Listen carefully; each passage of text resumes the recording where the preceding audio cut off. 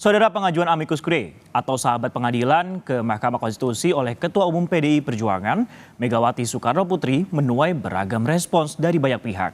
Capres Anies Baswedan menyebut hal ini menunjukkan kondisi yang amat serius.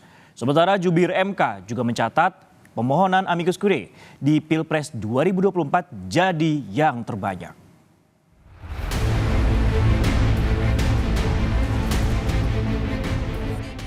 Ketua Umum PDI Perjuangan Megawati Soekarno Putri mengajukan diri sebagai amicus curiae atau sahabat pengadilan ke Mahkamah Konstitusi.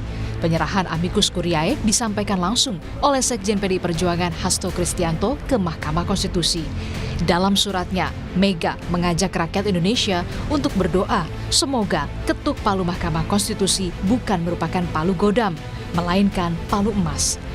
Megawati juga mengutip tulisan Ibu Kartini tentang habis gelap terbitlah terang, sehingga fajar demokrasi yang dulu diperjuangkan timbul kembali dan diingat generasi bangsa. Capres Anies Baswedan menyebut pengajuan sebagai sahabat pengadilan oleh Megawati Soekarno Putri menunjukkan kondisi yang amat serius. Anies menyebut ini jadi pesan moral yang kuat yang harus menjadi perhatian bersama, utamanya soal demokrasi bangsa. Mega sebagai salah satu orang yang ikut di dalam proses demokratisasi sejak tahun 90-an. Beliau merasakan ketika segalanya serba diatur, di mana pemilu dan pilpres pada masa itu nggak perlu ada surveyor, karena semua sudah tahu hasil sebelum proses pemilu saat itu. Nah, kemudian beliau menjalani selama lebih dari 25 tahun. Jadi sebagai seseorang yang pernah melewati itu semua, mengirimkan pesan ini adalah pesan moral yang amat kuat yang harus jadi perhatian. Sementara Wakil Presiden terpilih Gibran Rakabuming Raka menanggapi soal Megawati Soekarno Putri yang mengajukan amicus curiae ke Mahkamah Konstitusi. Gibran mengaku belum membaca surat yang dilayangkan Megawati Soekarno Putri ke Mahkamah Konstitusi. Namun, Gibran menegaskan kubu Prabowo Gibran sudah siap dengan segala kemungkinan di Mahkamah Konstitusi. Belum baca. Coba ya nanti saya baca dulu ya. Tapi sudah komunikasi dengan tim kuasa hukum Prabowo Gibran, Mas, terkait dengan Bu Mega pengajuan ini? Oh, kalau tim hukumnya kami selalu siap ya.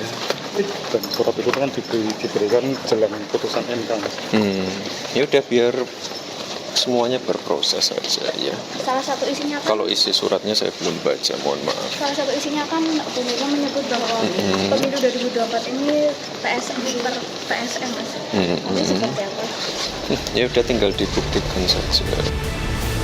Sementara Wakil Ketua Umum Partai Gerindra Habibur Rahman yakin Hakim Mahkamah Konstitusi bakal mengesampingkan amicus curiae yang diajukan Megawati Soekarno Putri. Habibur Rahman menyebut pihak yang mengajukan diri sebagai amicus curiae tak boleh memiliki kepentingan hukum dengan pihak yang berperkara.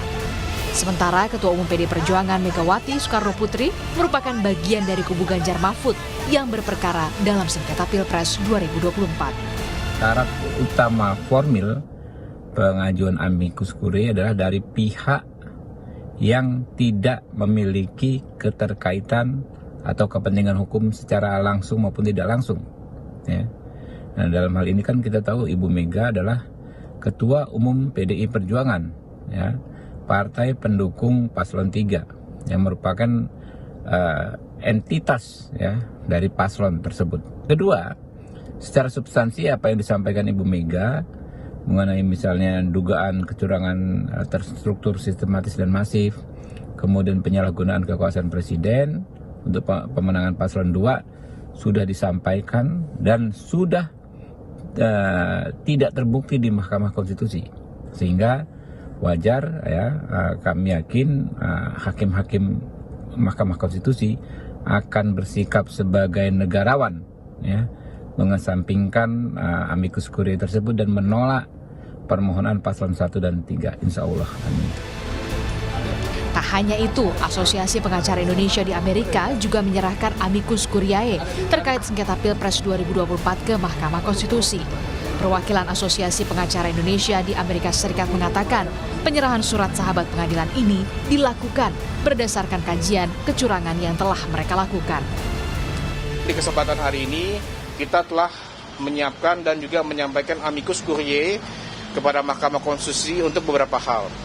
Kami di sini telah mencatat ada berbagai dugaan kecurangan ya yang sifatnya terstruktur, sistematis dan masif atas penyelenggaraan pemilu di luar negeri, khususnya di Amerika Serikat, yang dimana peristiwa-peristiwa dan juga fakta-fakta di lapangan itu sangat merugikan masyarakat kita di luar negeri. Juru bicara Mahkamah Konstitusi Fajar Laksono menyebut pengajuan amicus curiae merupakan fenomena baru di MK. Fajar menyebut sebelumnya tak pernah ada pengajuan amicus curiae, apalagi sebanyak pemilu di tahun ini. Dari siapa, ini seperti apa, substansinya seperti apa, tentu itu menjadi bagian yang dicermati oleh hakim konstitusi. Tapi berbicara bagaimana pengaruh amicus curiae, nah itu lagi-lagi kita tidak bisa memastikan gitu ya, karena itu betul-betul menjadi otoritas bagian dari keyakinan hakim gitu ya. Untuk Pilpres ini sebetulnya fenomena yang relatif baru gitu ya. Karena 2019, 2014, 2009, 2004 itu seingat saya kok nggak ada amicus curiae. Seberapa besar pengaruh amicus curiae diserahkan sepenuhnya pada Hakim MK yang pekan ini menggelar rapat permusyawaratan hakim dan akan memutus perkara sengketa Pilpres pada 22 April pekan depan. Tim Liputan, Kompas TV.